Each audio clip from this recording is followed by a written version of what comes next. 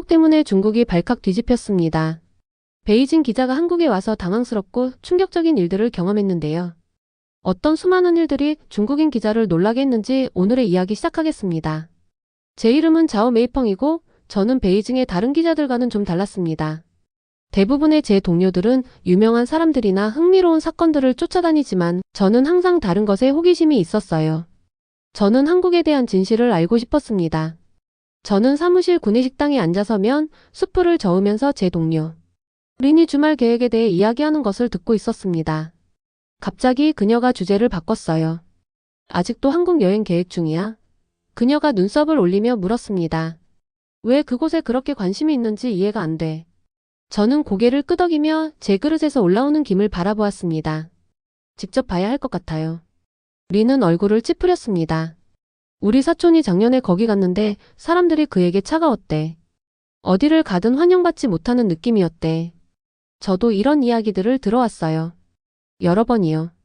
사실 제가 아는 대부분의 중국인들은 한국인들이 다른 나라 방문객들, 특히 중국인들을 좋아하지 않는다고 믿고 있었습니다. 이 이야기들은 너무 자주 반복되어서 거의 모든 사람들이 의문 없이 믿게 되었어요. 그래서 저는 가보고 싶은 거예요. 제가 수프에서 고개를 들며 설명했습니다. 할머니가 항상 하시던 말씀 기억나요? 직접 맛보기 전에는 수프를 판단하지 말라. 린은 눈을 굴렸어요. 너의 할머니와 음식 격언들. 하지만 세상은 수프처럼 단순하지 않아 메이펑. 아마도 그렇겠죠. 저는 인정했습니다. 하지만 다른 사람들의 이야기만 듣고 있으면 우리가 어떻게 진실을 알 수 있을까요? 저는 기자예요. 무엇이 진짜인지 알아내는 게 제 일이에요. 린은 한숨을 쉬며 제가 얼마나 고집이 센지 알고 있었습니다. 그래, 정말 간다면 진서를 데려가. 그녀는 카메라를 잘 다루고 두 사람이 한 사람보다 안전해. 저는 진설에 대해 생각해 보았습니다. 그녀는 조용하고 진지했으며 항상 카메라 뒤에 숨어 있었어요. 우리는 정확히 친구라고 할 수는 없었지만 몇 가지 기사를 함께 작업했었습니다. 저는 그녀의 세부사항에 대한 눈과 사진 촬영에 대한 신중한 접근 방식을 존중했어요. 그날 나중에 저는 사진부서에서 장비를 정리하고 있는 진설을 찾았습니다. 다음 달에 한국에 가요. 저는 직접적으로 말했습니다. 당신이 저와 함께 가면 좋겠어요. 진설은 고개를 들었고 그녀의 좁은 눈이 약간 커졌습니다. 그녀는 잠시 침묵했고 여전히 카메라 렌즈를 손에 들고 있었어요. 한국요? 그녀가 마침내 물었습니다. 왜 한국인가요? 저는 한국인들이 정말로 중국 방문객들에게 불친절한지 아니면 이것이 우리가 모두 들어온 이야기일 뿐인지 조사하려는 제 계획을 설명했습니다. 진설은 그녀답지 않게 조용했어요. 평소보다도 더. 그녀의 손가락이 카메라 끈을 만지작거렸습니다. 저도 이야기들을 들었어요. 그녀가 부드럽게 인정했습니다. 제 삼촌이 3년 전에 사업차 서울에 갔었어요. 그는 그곳이 어려웠다고 했어요. 사람들이 그가 중국인이라는 것을 알았을 때 식당에서 그를 무시하거나 무례하게 말했대요. 저는 진설의 눈에서 걱정을 볼 수 있었지만 또 다른 무언가도 있었습니다. 작은 호기심의 불꽃, 어쩌면 심지어 흥분도. 그래서 우리가 가봐야 하는 거예요. 저는 앞으로 몸을 기울이며 말했습니다. 우리는 기자예요. 우리의 일은 진실을 찾는 것이지 단지 다른 사람들이 말하는 것을 믿는 게 아니에요. 이 이야기들이 진짜인지 알고 싶지 않아요? 진설은 잠시 생각하더니 천천히 고개를 끄덕였습니다. 좋아요, 갈게요. 하지만 우리는 불쾌함에 대비해야 할 거예요. 2주 후 우리는 가방을 꾸리고 있었습니다. 저는 제가 좋아하는 황금용이 그려진 표지의 노트북을 가져왔어요. 제가 저널리즘 학교를 졸업했을 때 아버지께서 주신 선물이었습니다. 진설은 3개의 다른 카메라와 여분의 메모리 카드를 챙겼어요. 그 모든 것을 다 가져가요? 저는 그녀의 카메라들을 가리키며 물었습니다. 상황에 따라 다른 카메라가 필요해요. 그녀는 자신이 가장 좋아하는 렌즈를 부드러운 천으로 조심스럽게 감싸며 설명했습니다. 모든 것을 있는 그대로 담고 싶어요. 그것이 진설의 방식이었습니다. 정확하고 신중하며 항상 앞을 내다보는. 저는 충동적이어서 가슴을 열고 상황으로 뛰어들었어요. 아마도 우리가 너무 달랐음에도 불구하고 함께 잘 일했던 이유가 바로 그것일 겁니다. 비행기 출발 전날 밤 저는 잠을 이룰 수 없었습니다. 제 아파트 창가에 앉아 아래로 펼쳐진 베이징의 불빛들을 바라보았어요. 한국에서 우리는 무엇을 발견할까요? 사람들이 정말 차갑고 환영하지 않을까요? 아니면 우리 모두가 사실이 아닌 이야기들을 믿고 있었던 걸까요? 제 전화기가 어머니의 메시지로 울렸습니다. 한국에서 조심해. 거기는 중국인들을 좋아하지 않는다고 들었어. 저는 한숨을 쉬었습니다. 심지어 제 어머니도 그 이야기들을 믿고 계셨어요. 저는 답장을 보냈습니다. 괜찮을 거예요. 도착하면 전화할게요. 다음날 아침 공항에서 진설과 저는 탑승권을 손에 들고 게이트에 서 있었습니다. 서울까지의 비행은 이 시간도 안 걸릴 것 같습니다. 매우 가까웠지만 우리가 완전히 다른 세계로 여행하는 것처럼 느껴졌어요. 정말 이것에 대해 확신해요? 진설이 공항 안내방송 아래로 조용히 물었습니다. 저는 완전히 확신하지는 않았지만 그래도 고개를 끄덕였습니다. 우리는 사람들이 이야기하는 한국이 아닌 진짜 한국을 발견할 거예요. 우리가 비행기에 탑승할 때 제 심장이 빠르게 뛰고 있었습니다. 제 일부는 흥분했지만 다른 일부는 긴장했어요. 만약 그 이야기들이 사실이라면요? 만약 한국인들이 정말로 중국 방문객들을 환영하지 않는다면요? 하지만 내심 저는 우리가 중요한 무언가를 배우게 될 것이라는 느낌이 들었습니다. 단지 한국에 대해서만이 아니라 우리가 직접 보지 않고도 얼마나 쉽게 이야기들을 믿는지에 대해서도요. 비행기는 이륙하여 푸른 아침 하늘로 올라갔습니다. 우리 아래로 베이징은 점점 작아져 구름 속으로 사라졌어요. 우리 앞에는 한국이 있었습니다. 그리고 우리가 찾기로 결심한 진실도요. 우리가 몰랐던 것은 우리의 여정이 우리가 알고 있다고 생각했던 모든 것을 바꿀 것이라는 점이었습니다. 때로는 가장 좋은 이야기들이 이야기꾼조차도 놀라게 하는 것들이랍니다. 저희 비행기가 보드라운 흰 구름을 통과하며 하강할 때 제 심장이 뛰었습니다.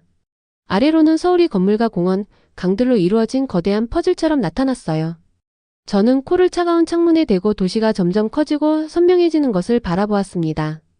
제 뱃속은 나비들로 가득 찬 것 같았어요. 반은 설렘, 반은 긴장감이었습니다. 저 높은 건물들을 봐요. 저는 마지막으로 카메라를 확인하고 있는 진설에게 속삭였습니다. 그녀는 창밖을 힐끗 보고 고개를 끄덕였어요. 평범해 보이네요. 저는 웃었습니다. 뭘 기대했어요? 김치로 만든 도시라도요? 하지만 솔직히 저도 무엇을 기대해야 할지 확신이 없었어요. 고향에서 들었던 모든 이야기들은 우리 같은 사람들에게 친절하지 않은 곳이라는 그림을 그려놓았거든요. 비행기에서 내리는 순간 환영받지 못한다고 느낄까요?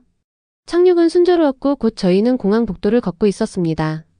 인천공항은 제가 상상했던 것과 전혀 달랐어요. 차갑고 환영받지 못하는 공간 대신 저희는 중국어를 포함한 여러 언어로 된 표지판이 있는 밝고 열린 공간에 있었습니다. 저는 천장 조명을 반사하는 반짝이는 바닥과 함께 모든 것이 얼마나 깨끗한지 바로 알아차렸어요. 표지판에 중국어가 있네요. 진설이 놀란 목소리로 지적했습니다. 입국 심사대에서 저는 긴장하며 불친절한 얼굴이나 거친 질문을 준비했어요. 하지만 직원은 저희 여권에 도장을 찍으며 부드럽게 미소 지었습니다. 한국에 오신 것을 환영합니다. 그가 간단한 영어로 말했어요. 즐거운 시간 되세요. 저는 눈을 깜빡였습니다. 이렇게 따뜻한 인사를 기대하지 않았거든요. 짐을 찾은 후 저희는 호텔로 가는 교통편에 대해 물어보기 위해 안내데스크에 들렀습니다. 카운터 뒤에 있던 젊은 여성은 저희가 중국어로 말하는 것을 듣고 환하게 웃었어요. 한국에 오신 것을 환영합니다. 그녀는 놀랍게도 기본적인 중국어로 말했습니다. 첫 방문이신가요? 저는 그녀의 친절함에 여전히 약간 놀라며 고개를 끄덕였어요. 멋진 시간 보내실 거예요. 그녀는 중국어 라벨이 있는 지도를 건네며 확신했습니다. 필요한 것이 있으시면 도시 곳곳에 중국어를 할 수 있는 직원이 있는 안내데스크가 있어요. 저희가 공항 기차역으로 걸어가는 동안 진설이 저에게 더 가까이 다가왔습니다. 아마도 공항에서는 관광객들에게 특별히 친절한 것 같아요. 그녀가 속삭였어요. 실제 도시에 들어가면 어떻게 되는지 봅시다. 서울로 가는 기차는 깨끗하고 붐비지 않았습니다. 전자 표지판은 한국어, 영어, 중국어, 일본어 4가지 언어로 안내를 표시했어요. 모든 것이 너무 체계적이고 이해하기 쉬웠습니다. 예상과 다르네요. 진설이 창밖으로 빠르게 지나가는 풍경을 보며 인정했어요. 모든 것이 너무 효율적이에요. 저희 호텔은 명동이라는 번화한 지역에 있었습니다. 지하철역에서 나왔을 때 저는 소리와 냄새, 색상의 물결에 휩싸였어요. 거리는 옷, 화장품, 간식을 파는 가게들로 가득 찼습니다. 상점 스피커에서는 음악이 흘러나왔고 공기는 달콤한 팬케이크와 구운 고기 냄새가 났어요. 정말 활기차네요. 저는 한 번에 모든 것을 받아들이려고 노력하며 말했습니다.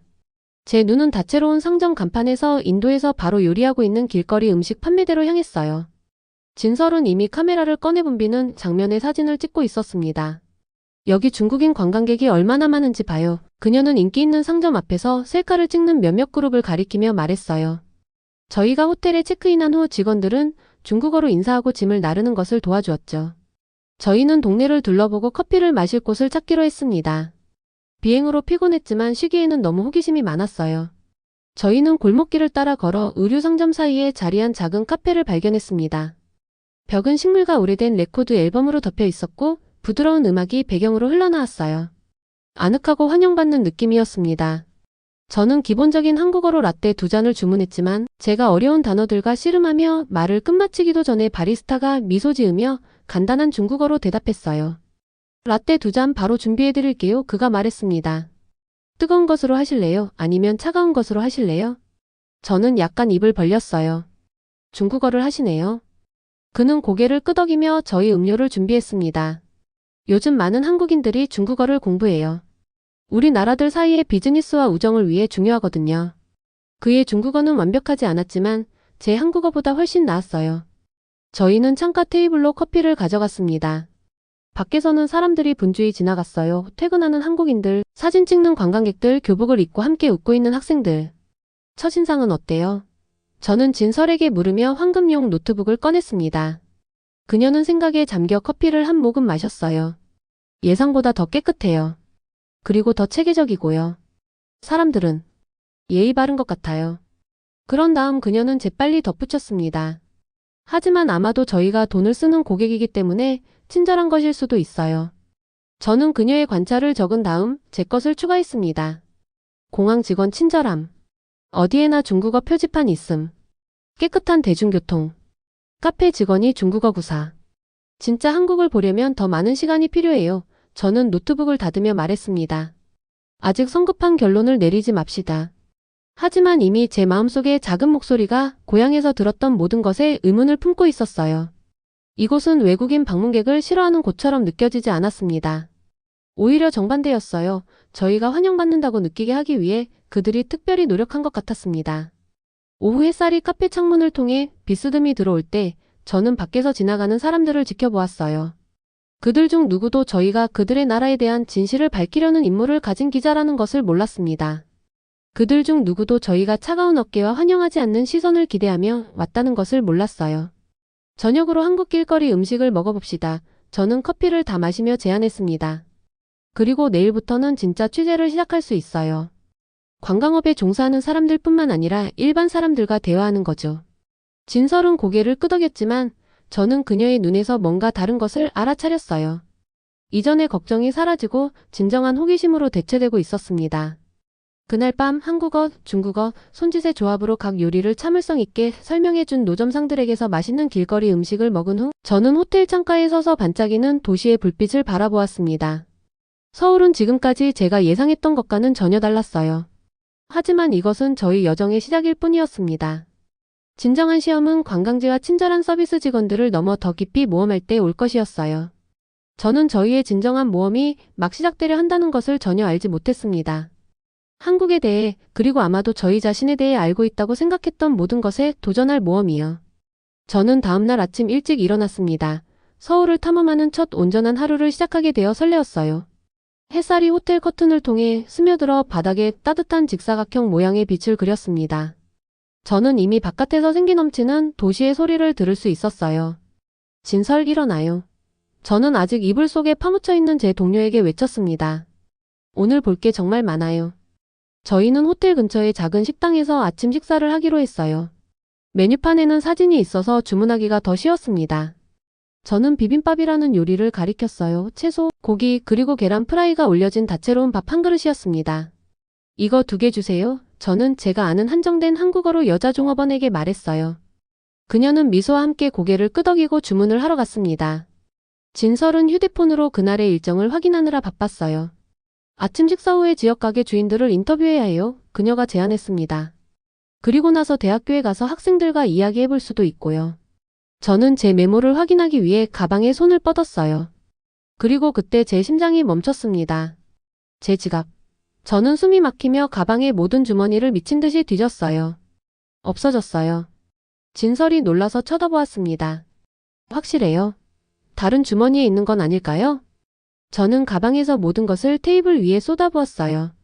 노트북, 펜, 손소독제, 휴대폰 충전기 하지만 지갑은 없었습니다. 제 얼굴이 뜨거워졌어요. 지갑에는 제 모든 돈, 신분증, 그리고 신용카드가 들어 있었습니다. 마지막으로 언제 사용했어요? 진설이 차분하게 물었지만 저는 그녀의 눈에서 걱정을 볼 수 있었어요. 저는 열심히 생각하며 기억하려고 노력했습니다. 어제요. 우리가 커피를 마신 카페에서요. 제가 우리 두 명의 음료값을 지불했어요. 베이징에서는 잃어버린 지갑을 거의 다시 찾을 수 없을 거예요. 공공장소에서 한번 잃어버린 것은 보통 영원히 사라지게 됩니다. 시도는 해봐야겠죠. 진설이 제 생각을 읽고 말했습니다. 카페로 돌아가 봅시다. 저희는 여종업원에게 상황을 설명하며 사과했어요. 그녀는 짜증내기는커녕 오히려 걱정스러운 표정을 지었습니다.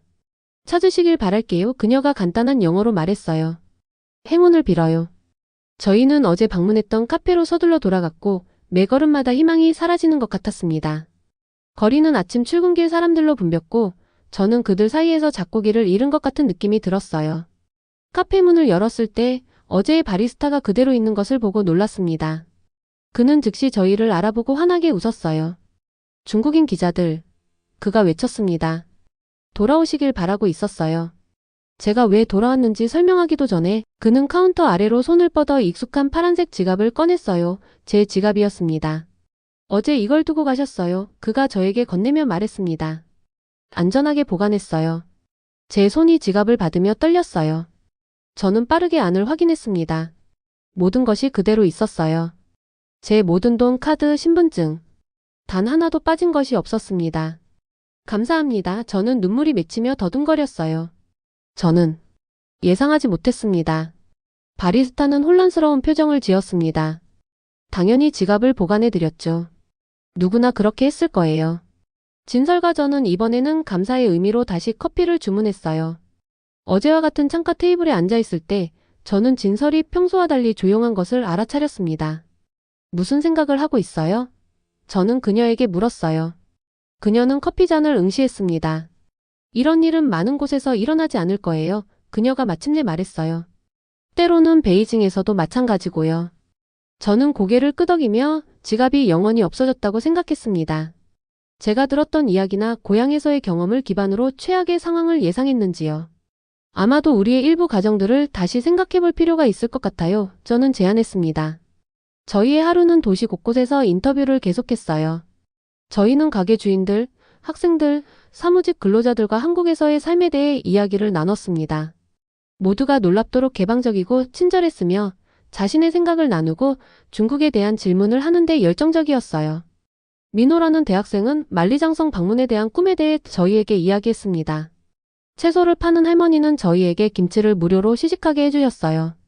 한 사업가는 저희가 길을 잃은 것 같을 때 올바른 버스를 찾는 것을 도와주었습니다. 저녁이 되자 저희는 지쳤지만 배운 모든 것에 흥분했어요. 저희는 호텔에서 추천해준 전통 한국 바비큐 식당으로 택시를 타고 가기로 했습니다. 택시기사님은 눈가에 웃음주름이 있는 중년 남성이었어요.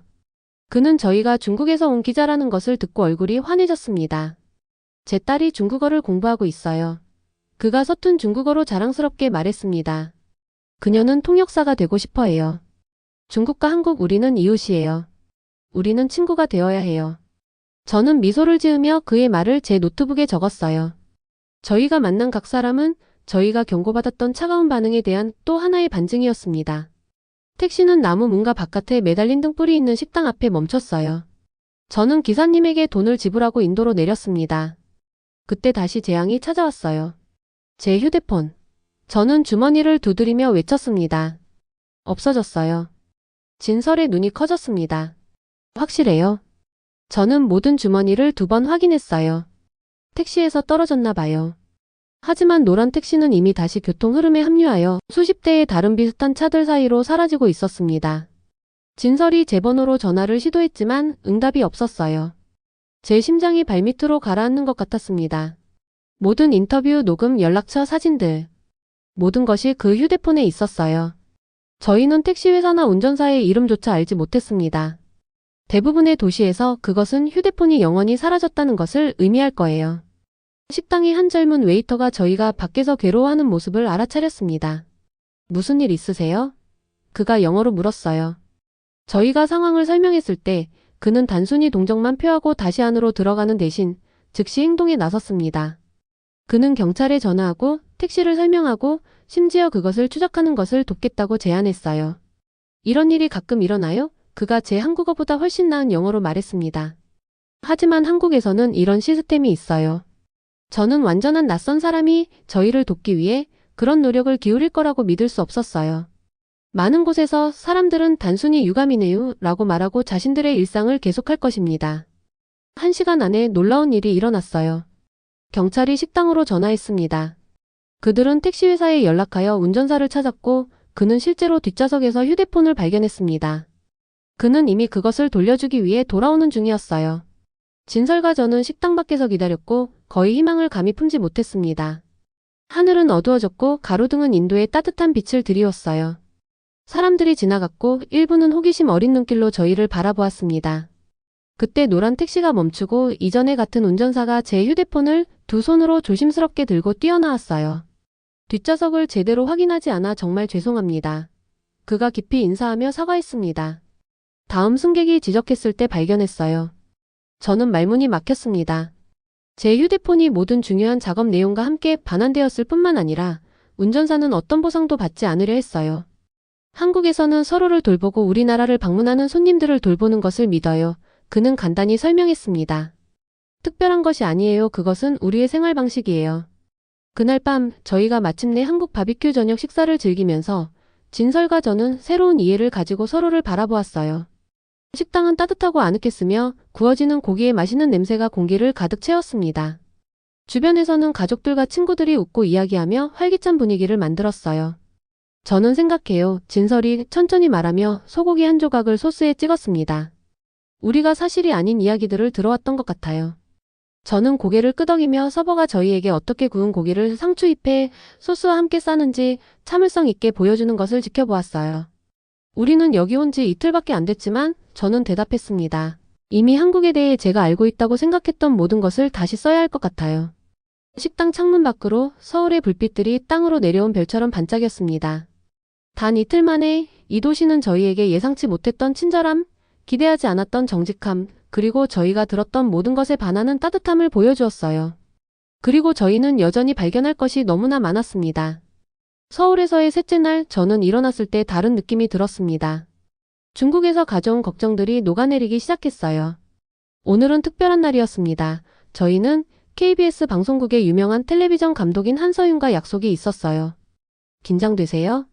저는 인상적인 유리 건물 밖에 서 있을 때 진설에게 물었습니다. 아침 햇살이 창문에 반사되어 건물 전체가 빛나고 있었어요. 조금요. 그녀는 카메라 끈을 조정하며 인정했습니다. 그녀는 한국 미디어에서 큰 인물이에요. 우리가 중국인이라서 우리를 싫어하면 어쩌죠? 지금까지 경험한 것을 생각하면 저는 그런 일이 일어날 것 같지 않다고 생각했지만 진설의 걱정을 이해했어요. 오래된 두려움은 하룻밤 사이에 사라지지 않습니다. 로비는 높은 천장과 다양한 TV 프로그램을 보여주는 거대한 스크린이 있어 웅장했어요. 경비원이 저희 이름을 목록과 대조하고 방문자 배지를 주었습니다. 한씨가 기다리고 있습니다. 그는 영어로 말하며 엘리베이터를 가리켰어요. 저는 한서윤을 직원들과 통역사가 있는 공식적인 회의실에서 만날 것이라고 예상했었습니다. 하지만 저희는 건물 내부의 캐주얼한 카페로 안내되었어요. 청바지와 단순한 파란색 블라우스를 입은 짧은 검은 머리의 여성이 구석 테이블에서 손을 흔들었습니다. 메이펑 가진 설이시군요. 그녀는 완벽한 중국어로 말했어요.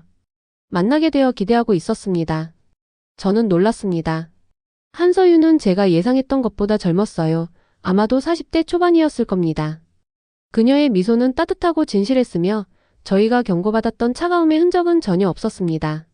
만나주셔서 감사합니다. 저는 갑자기 수줍음을 느끼며 말했어요. 중국어를 정말 잘하시네요. 베이징에서 3년 동안 공부했어요. 그녀는 저희에게 앉으라고 손짓하며 설명했습니다.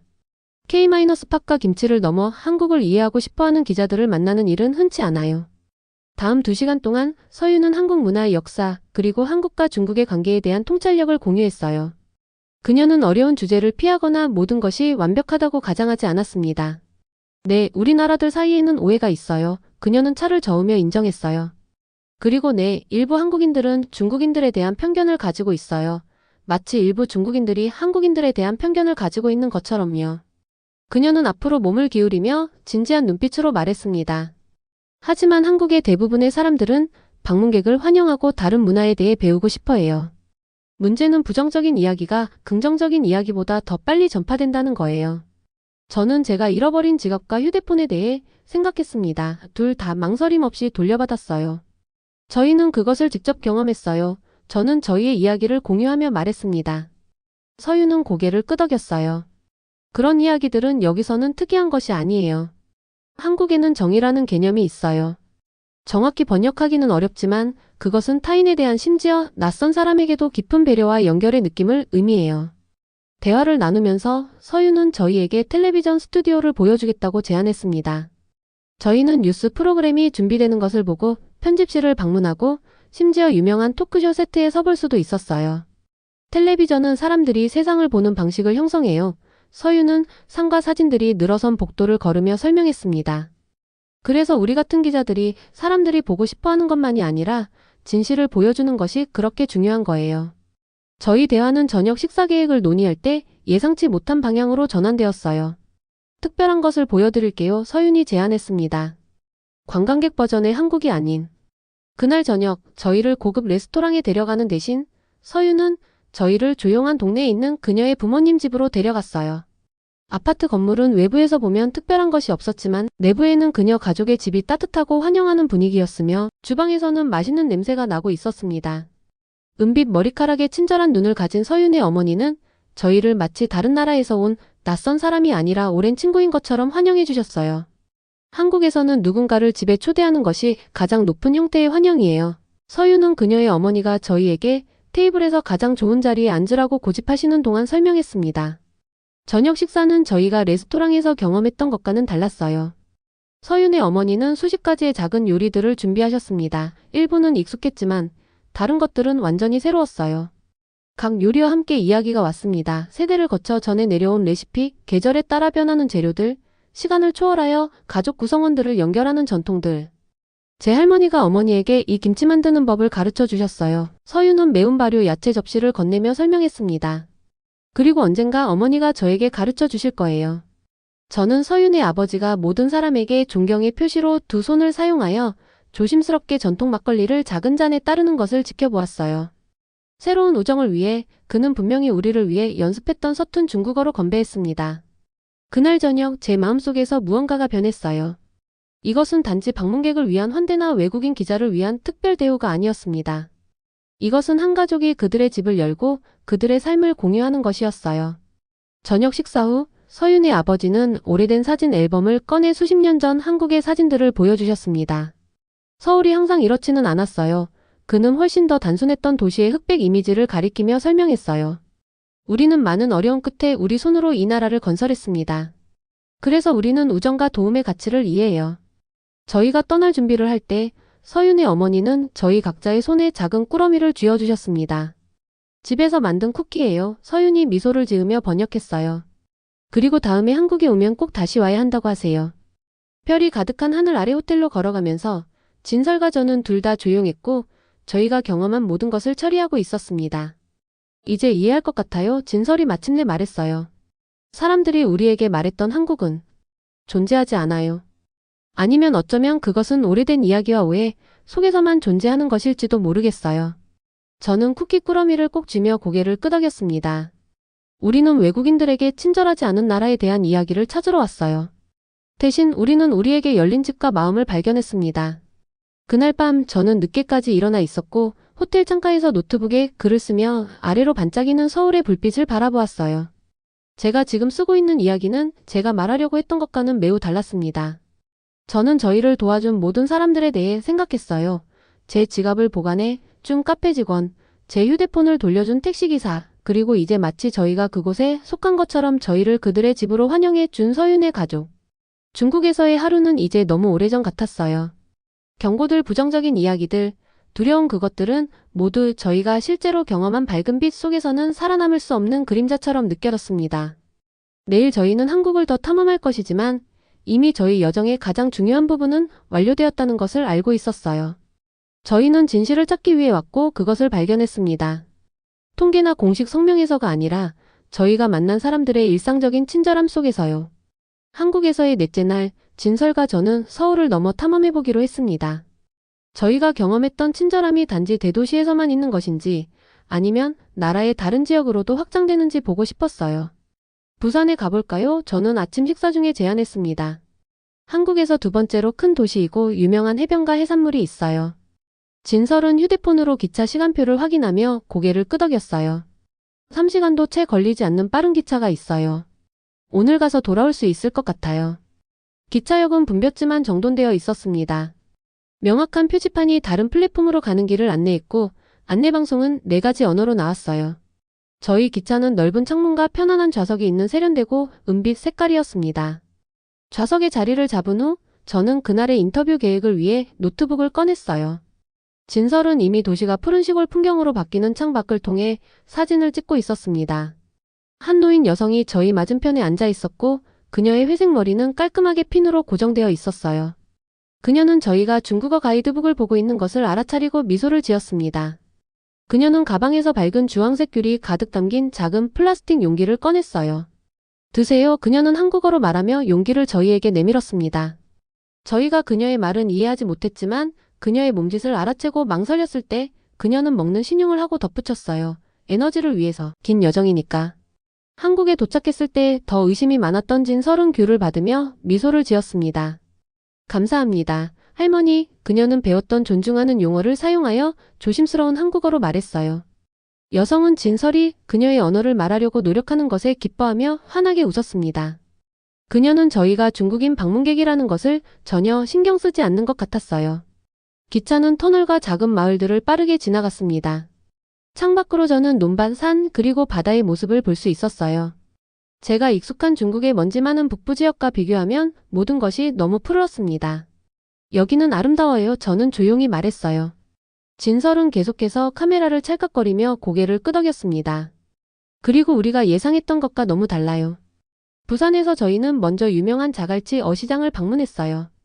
그곳은 상상할 수 있는 모든 종류의 해산물을 파는 수많은 가판대가 있어 엄청나게 컸습니다. 공기는 짠 바닷물과 신선한 생선 냄새가 강하게 났어요. 고무장화와 다채로운 옷을 입은 어부 아주머니들이 고객들에게 소리쳤고 그들의 목소리는 활기찬 합창을 만들어냈습니다. 제가 저희 기사를 위해 사진을 찍으려고 했을 때 저는 상인들이 저희를 손으로 쫓아내거나 돈을 요구할 것이라고 예상했어요. 그것은 고향의 시장에서 자주 일어나는 일이었습니다. 대신 여성들은 자신들의 생선과 함께 자랑스럽게 포즈를 취하며 저희에게 더 많은 사진을 찍으라고 격려했습니다. 드셔보세요, 드셔보세요. 한 상인이 고집했어요. 빨간 고추장에 담근 작은 생선 조각을 저희에게 내밀며. 한국 생선이 최고예요. 생선은 신선하고 맛있었고 소스의 매운맛이 제 눈물을 나게 했습니다. 나중에 저희는 해운대 해변에 앉아 가족들이 모래에서 놀고 노인들이 해변을 따라 천천히 걷는 것을 지켜보았어요. 해변은 깨끗했고 부드러운 황금빛 모래와 해안으로 부드럽게 구르는 파란 파도가 있었습니다. 진설은 하루 종일 사진을 찍고 있었고 그녀의 카메라는 거의 손에서 떠나지 않았어요. 이런 사진을 찍을 거라고 생각하지 않았어요. 그녀는 웃는 얼굴과 도움을 주는 손들의 이미지를 스크롤하며 인정했습니다. 저는 기록할 것이라고 예상했어요. 모르겠어요. 불친절함? 불편함? 대신 저는 저희를 환영하는 사람들의 수백 장의 사진을 가지고 있어요. 저는 고개를 끄덕이며 근처에서 모래성을 짓고 있는 아이들 무리를 지켜보았습니다. 한 작은 소년이 저희를 알아차리고 열정적으로 손을 흔들었어요. 그의 작은 손이 바람의 깃발처럼 앞뒤로 움직였습니다. 우리는 마음속에 한 가지 이야기를 갖고 왔어요. 저는 말했습니다. 하지만 한국은 저희에게 다른 이야기를 들려주고 있어요. 오후가 늦어지면서 저희는 해변에 있는 카페에서 쉬고 시원한 음료를 마시기로 했어요. 옆 테이블에 있던 대학생 그룹이 함께 영어를 연습하고 있었습니다.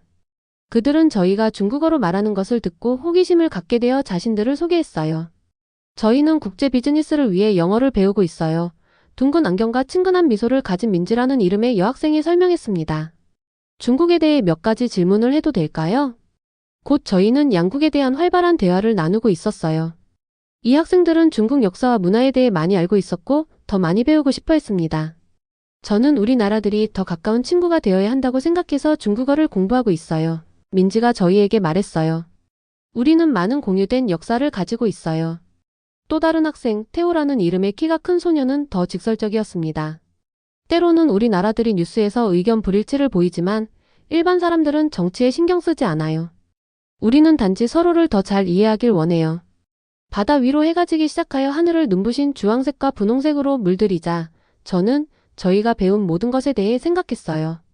제가 발견하고 있는 한국은 제가 고향에서 들었던 한국과는 전혀 달랐습니다. 왜 부정적인 이야기가 그렇게 많다고 생각하세요? 저는 학생들에게 물었어요. 민지는 질문을 신중하게 고려했습니다. 아마도 부정적인 이야기가 더 흥미롭기 때문일까요? 아니면 좋은 경험을 한 사람들이 나쁜 경험을 한 사람들만큼 그것에 대해 많이 이야기하지 않기 때문일 수도 있어요. 그것은 단순한 대답이었지만 완벽하게 이치에 맞았어요. 부정적인 이야기는 긍정적인 이야기보다 더 빠르고 크게 퍼집니다. 저는 그녀의 말을 제 노트북에 적고 2번 밑줄을 그었습니다. 그날 저녁 서울로 돌아가는 기차를 타면서 저는 사라지는 빛 속에서 시골 풍경이 지나가는 것을 바라보았어요. 진설은 자신의 사진을 검토하고 있었지만 저는 그녀가 깊이 생각하고 있다는 것을 알 수 있었습니다. 무슨 생각을 하고 있어요? 저는 그녀에게 물었어요. 그녀는 카메라에서 고개를 들었습니다.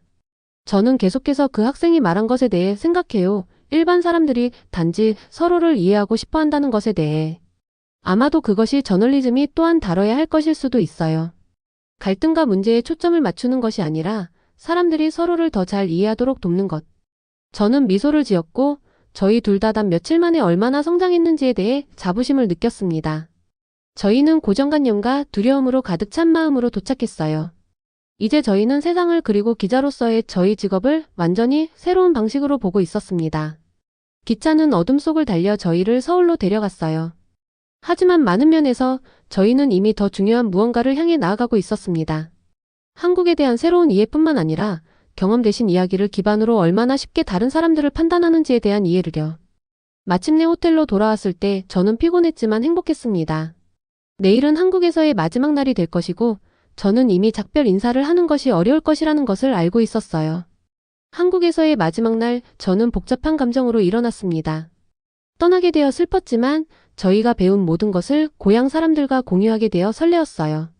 5일 후 이곳은 더 이상 낯설거나 위협적으로 느껴지지 않았습니다. 거의 제2의 고향처럼 느껴졌어요. 마지막 날 무엇을 해야 할까요? 진설이 호텔 근처의 작은 식당에서 아침을 먹으며 물었습니다. 그녀는 부산의 시장에서 구입한 새 스카프를 하고 있었어요. 흰 파도 무늬가 있는 밝은 파란색이었습니다. 서울타워에 가봐요. 저는 제안했어요. 도시의 가장 좋은 전망을 가지고 있어요. 위에서 우리가 탐험한 모든 것을 볼 수 있을 거예요. 서울타워는 도시 중심부의 남산 위에 높이 서 있었습니다. 저희는 케이블카를 타고 꼭대기로 갈 수도 있었지만 대신 산책로를 통해 하이킹하기로 했어요. 길은 아름다운 숲을 통과했고 가끔 나무 사이로 도시의 모습이 보였습니다. 여기가 이렇게 푸르다니 믿을 수 없어요. 진설이 길을 따라 자라는 야생화의 사진을 찍기 위해 멈추며 말했어요. 저는 고개를 끄덕이며 신선한 공기를 들이마셨습니다. 고향에서는 한국인들이 자연이나 아름다움에 관심이 없다고 말했어요. 하지만 그들이 도시 한가운데에 이 숲을 어떻게 보존했는지 보세요. 타워에 도달하는 데 약 40분이 걸렸습니다.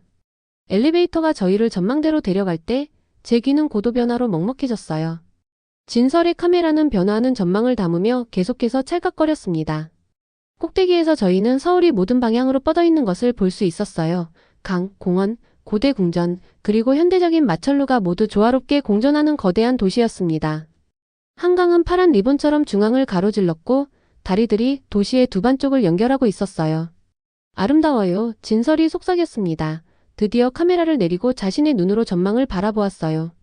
저는 고개를 끄덕이며 이 도시 이 나라 전체가 제 안에 무언가를 변화시켰다고 생각했습니다. 저는 불친절함의 증거를 찾으러 왔지만 매번 반대의 것을 발견했어요. 우리 이야기의 제목이 무엇이 되어야 할지 알았어요. 저는 갑자기 말했습니다. 벽이 아닌 달이 진정한 한국. 진설이 미소를 지었어요. 완벽해요. 우리가 여기서 발견한 것은 그것이니까요. 사람들이 우리를 떼어놓는 벽이 아니라 우리 문화 사이에 다리를 만드는 것. 저희는 마지막 오후를 좋아하는 장소들을 다시 방문하며 보냈습니다. 제 지갑이 돌아온 카페, 웨이터가 제 휴대폰을 찾는 것을 도와준 식당, 그리고 저희가 많은 맛있는 음식을 맛본 시장들이요. 공항으로 떠날 준비를 하면서 호텔 매니저는 저희에게 작은 선물을 주었습니다. 한국 속담이 적힌 손으로 그린 책갈피였어요. 이것은 먼 친척보다 가까운 이웃이 낫다라는 뜻입니다. 그는 아름다운 글자를 가리키며 설명했어요. 저는 중국과 한국이 이것을 기억해야 한다고 생각합니다. 어쨌든 우리는 이웃이니까요. 집으로 가는 비행기에서 저는 제 메모를 검토하는 동안 진설은 그녀의 사진들을 정리했습니다. 증거는 압도적이었어요. 전체 여행 동안 단 한 사람도 환영하지 않거나 불친절하지 않았습니다. 대신 저희는 친절함, 정직함, 그리고 진정한 따뜻함을 경험했어요. 고향 사람들이 우리 이야기를 읽으면 어떻게 생각할까요? 진설이 궁금해했습니다. 저는 아래 솜털 같은 하얀 구름을 창밖으로 바라보았어요. 일부는 믿지 않을 거예요. 그들은 우리가 과장하거나 그냥 운이 좋았다고 생각할 거예요. 하지만 우리는 진실을 알고 있어요. 진설이 단호하게 말했습니다. 네, 저는 동의했어요. 그래서 우리는 이 이야기를 전해야 해요. 한국인들을 위해서뿐만 아니라 중국인들을 위해서도요. 우리 모두는 이웃에 대해 사실이 아닌 것을 믿을 때 무언가를 잃어요. 베이징으로 돌아와서 제 편집자는 제가 저희의 발견을 제시했을 때 회의적이었습니다.